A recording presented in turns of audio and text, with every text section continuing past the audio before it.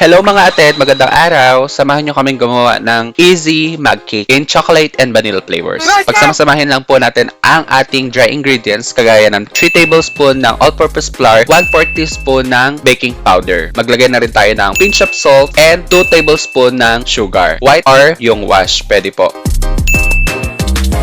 Then, mag-melt lang tayo ng chocolate, milk, and melted butter or margarine. Depende po sa availability ng ating mga ingredients. Yan, nilalagyan na ng bebe ng mga toppings like chocolate, marshmallow, at peanuts. Yan, favorite niya. Iyan, i-microwave natin for 2 minutes. Voila! Tapos na. Enjoy your mini easy 2-minute mug cake. Ayan, sarap na sarap ang bata, si Chuchay. Thank you for watching mga ated. Follow for more.